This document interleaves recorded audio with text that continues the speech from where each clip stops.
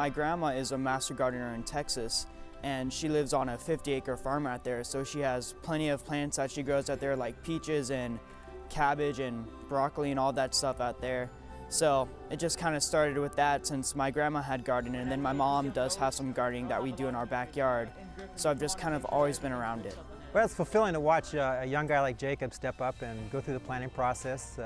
Part of it was dealing with me and my picky part of how he built the project, but he just did a wonderful job of taking a project he didn't know anything about and being courageous enough to jump in and do it.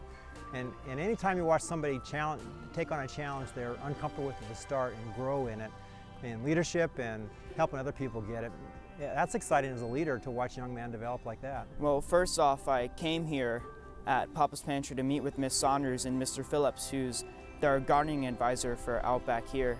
And Mr. Phillips had known Mr. Futter, who works at the UGA Extension office, and these were some bed designs that he had.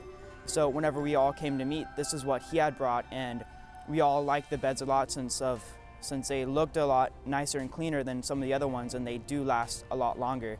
So that's how we had decided on what bed format we wanted to use. The kids were fantastic. They came out here, they worked as a good group together. Jacob was basically their leader, showing them how they had to do it. I mean, there's a lot that went into this. They had to measure the beds, they had to level the beds, they had to fill the beds. So, I mean, I think that they've really learned a lot here. And we're gonna kind of go on from this here and use these beds in another Scout project where the Scouts can earn a gardening badge. So we're going to work on that program with the Scouts.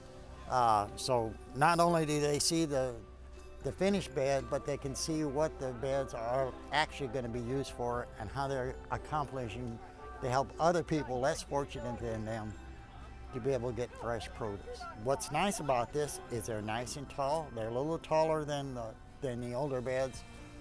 So when I'm out here working in the garden beds, I don't have to do so much bending over. So it's just the fact that they're a little bit higher. They're going to be great for a lot of the spring vegetables and stuff right now, and can't wait to get stuff started to get put in here. This opportunity to get really good nutrition out to people in low-income families that are having some challenges in their life. And so fresh fruits and vegetables and the things that will grow in these boxes are going to help a lot of people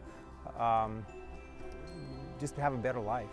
Well, it's just a good feeling because it's something that I can do to help back in the community, which might not seem like a lot whenever you think of all the stuff that goes on, but little things can help out a lot in many different ways.